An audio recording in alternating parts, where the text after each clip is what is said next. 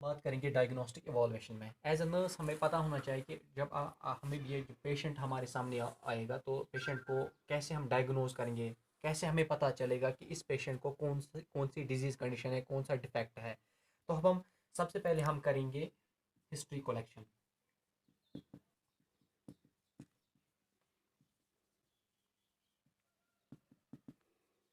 History collection इसमें हम history लेते हैं कि ये कोई जेनिटल कॉन्जेनिटल एबनॉर्मलिटी तो नहीं है। फैमिली हिस्ट्री हम लेते हैं, उसका न्यूट्रिशन चेक करते हैं, पूरा पोलियो इम्यूनाइजेशन शेड्यूल, पोलियो का वैक्सीन लगा है, हर एक चीज़ हम हिस्ट्री कलेक्शन में कलेक्ट करते हैं पेशेंट से हम लेते हैं या पेशेंट के फैमिली मेम्बर्स से। तो सेकंड है फिजिकल एग्जामिनेशन।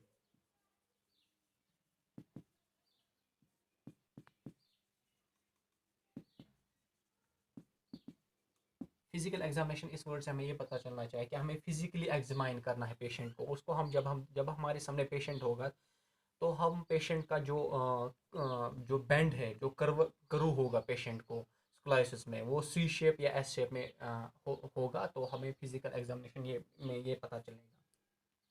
उसके बाद Adams forward bending test.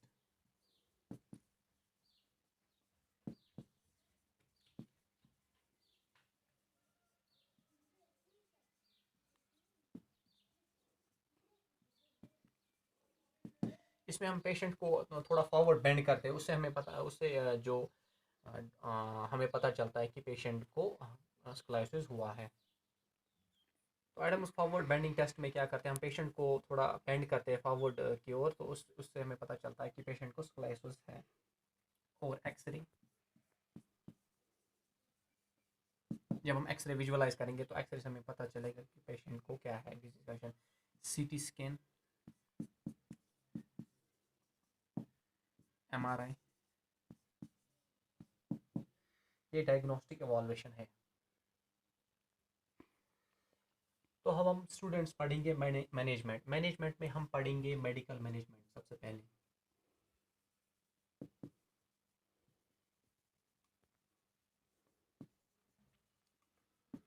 Medical management में हम क्या करते हैं, इसको पेशेंट को हम देते हैं ऑर्थोटिक डिवाइसेस।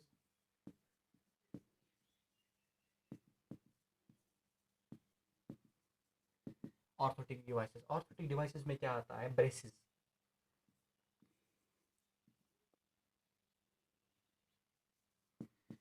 ब्रेसेस हम पेशेंट्स को ये वियर करते हैं, उसकी वजह से जो उसका जो डिफॉर्मिटी है, जो कर्व है, वो उसका बॉडी का पोस्चर सेम रहता है।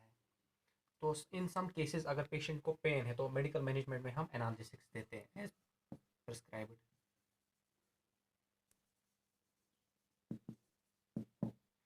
एनाल्जेसिक्स अगर मेडिकल मैनेजमेंट की वजह से ये डिसऑर्डर, ये डिजीज कंडीशन ठीक नहीं हुई है पेशेंट को, तो हम हमें फिर सर्जिकल इंटरवेंशंस लेते हैं, फिर हम पेशेंट को सर्जिकल मैनेजमेंट करते हैं।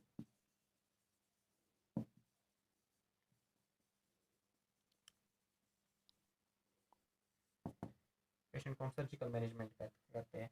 तो सर्जिकल मैनेजमेंट के लिए अगर आप देखना चाहोगे, आप नेट भी यूट्यूब भी कंसल्ट कर सकते हो, उस पर सर्जिकल मैनेजमेंट आप स्क्लेरोसिस देख सकते हो, तो आप उससे आपको अच्छे से कॉन्सेप्ट क्लियर होगा। तो हम देखेंगे अब प्री ऑपरेटिव मैनेजमेंट।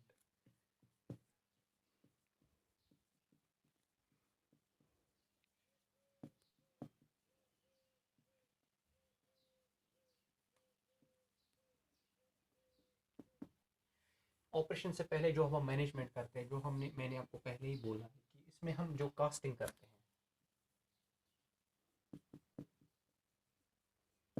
कास्टिंग इसकी वजह से जो भी जो डिफॉर्मिटी हुई है, उसकी वजह से वो करेक्शन हो जाती है। To gain casting for casting to gain correction.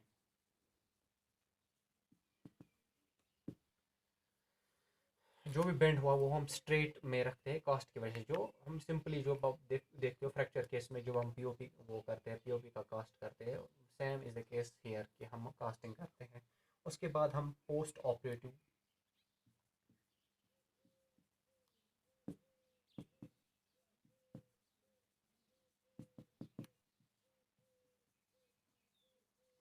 Management. इसमें क्या करते हैं, इसमें जो कोई भी सर्जिकल इंटरवेंशन के बाद हम हेल्थ एजुकेशन ये करते हैं कि एजुकेट करते हैं हम पेशेंट को।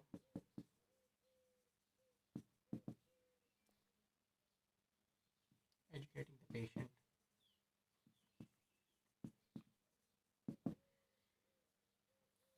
और केयर ऑफ कास्ट।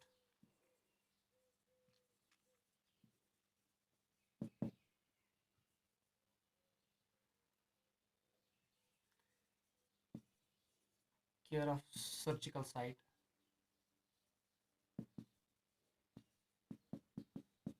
अगर सर्जिकल इंटरवेंशन हुआ है पेशेंट को तो हम सर्जिकल साइड में केयर करते हैं, जैसे नर्स का काम है कि ड्रेसिंग करना, वोंड केयर करना अच्छे से, वहाँ पे कोई पस फॉर्मेशन तो नहीं है, कोई एब्सेस फॉर्मेशन तो नहीं है, हाइजीन चेक करना है पेशेंट का। तो पेशेंट में हम ये भी कर सकते हैं कि पेशेंट्स को हम वाइटल्स मॉनिटर वाइटल्स।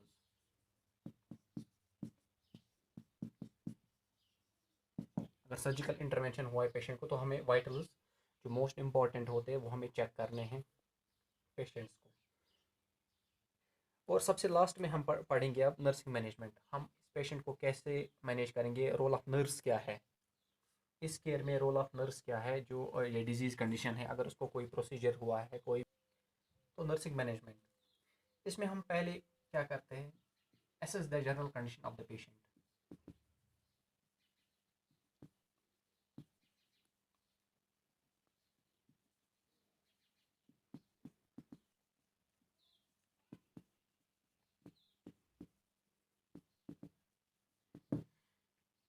पेशेंट की जो जनरल कंडीशन है वो हमें एसेस करनी है।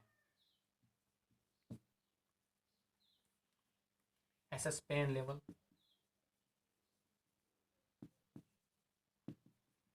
Pen level using pain scale.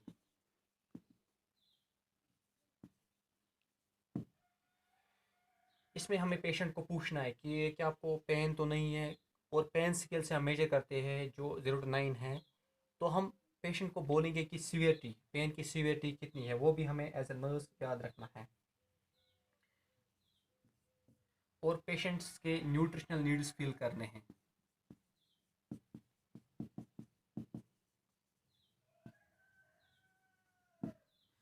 अगर पेशेंट्स को कास्ट लगा है या पेशेंट को सर्जिकल इंटरवेंशन हुई है तो पेशेंट्स अपने न्यूट्रिशनल नीड्स प्रॉपर नहीं कर सकता है। तो एज अ नर्स हमें इस चीज़ का भी ध्यान रखना है कि उसका न्यूट्रिशन प्रॉपर से मिल रहा है। तो डाइट प्लान हमें पेशेंट के लिए करना है कि पेशेंट को जो डॉक्टर ने डाइटिशियन ने रिकमेंड किया होगा न्यूट्रिशन, वो हमें प्रॉपरली टाइमली पेशेंट्स को देना है।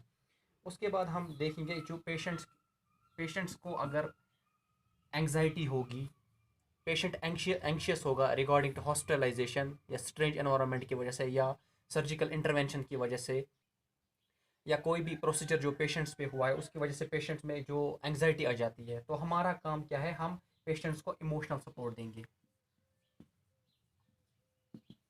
Provide emotional support. Emotional support में आप ये भी करोगे कि पेशेंट को प्रॉपरली जो भी आप प्रोसीजर करोगे, प्रोसीजर करने से पहले हमें explain the procedure to the patient. Patient को हमें बोलना है कि अगर आपको वाइटल्स लेने तो आपको पेशेंट को बोलना है कि जो भी होगा, अंकल होगा या कोई भी आंटी होगी, आपको बोलना है कि मुझे आपके वाइटल्स चेक करने, इसमें 5 मिनट लगेंगे, तो हमें ऐसे आपके वाइटल्स लेने। इसकी वजह से जो पेशेंट की जो एंग्जाइटी लेवल है वो हम कम कर सकते हैं। इससे इमोशनल सपोर्ट कर सकते हैं पेशेंट्स को। और पेशेंट के विद रिगार्ड दैट कि जो पेशेंट के साथ जो फैमिली मेम्बर्स होंगे उनको भी हमें इमोशनल सपोर्ट करना है। उसके बाद पेशेंट्स को हमें बोलना है, एजुकेट करना है पेशेंट्स को एक्सरसाइज के लिए।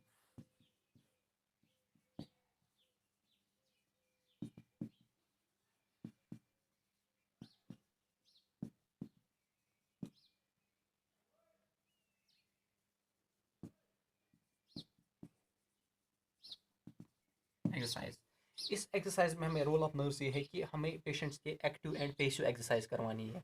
एक्टिव पैसिव एक्टिव एक्सरसाइज हमें खुद करनी है पेशेंट्स को, ताकि पेशेंट को जो कास्ट लगा है, मसल टोन जो है प्रॉपरली रहे।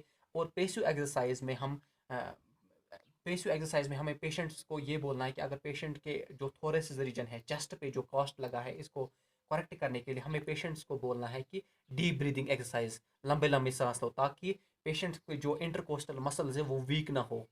पेशेंट को रेस्पिरेटरी फेलियर हो सकता है, क्योंकि जो मैंने आपको पहले ही बोला है, साइन एंड सिम्टम्स में जब कंप्रेशन ऑफ द नर्व हो जाती है, जो थोरेसिस की ओर जो नर्व जाती है स्पाइनल कॉर्ड से, वो कंप्रेस हो जाए, उसकी वजह से जो इंटरकोस्टल वीकनेस आ जाती है, तो रेस्पिरेटरी फेलियर हो सकता है। इसलिए पेशेंट को हमें यहाँ पे बोलना है कि डीप ब्रीथिंग एक्सरसाइज में पेशेंट्स को सिखानी है। एक्टिव एक्टिव एक्सरसाइज में हम पेशेंट्स को ये करेंगे, उसको हम थोड़ा सा चेस्ट फिजियोथेरेपी करा सकते हैं पेशेंट को, ताकि अगर पेशेंट्स को सांस लेने में दिक्कत हो रही है, उसको चेस्ट एक्सरसाइज कराएंगे, ताकि जो लंग्स है उनका एक्सपेंशन, इनहेल एक्सहेल अच्छे से हो जाए, तो और पेशेंट्स को फर्दर कॉम्प्लिकेशन से हम ये कर सकते हैं, प्रिवेंट कर सकते हैं।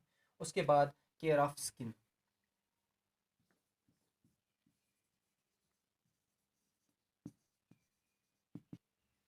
तो केयर ऑफ स्किन में हमें ये चेक करना है, अगर हम जो हमारे सामने जो पेशेंट होगा, जो उसको कास्ट लगा होगा, तो अब हमें उसको फिजिकली एग्जामाइन करना है कि वहाँ पे हाइजीन कैसा मेंटेन है, कोई पस फॉर्मेशन तो नहीं हुई है, या कोई रेडनेस तो नहीं आया है, रैशेस तो नहीं आए हैं, सोर तो नहीं आया है, हाइजीन कैसे मेंटेन है। तो हमें पूरा केयर ऑफ स्किन वहाँ पे करना है। तो हमें पेशेंट्स को अच्छे स्पंज बाथ हम पेशेंट्स को दे सकते हैं वहाँ पे। स्पंज के थ्रू जो हम बात देंगे, उसकी उसकी वजह से पेशेंट का जो हाइजीन वो अच्छे से मेंटेन रहेगा, और जो सोर आने के चांसेस नहीं होंगे। Thank you class.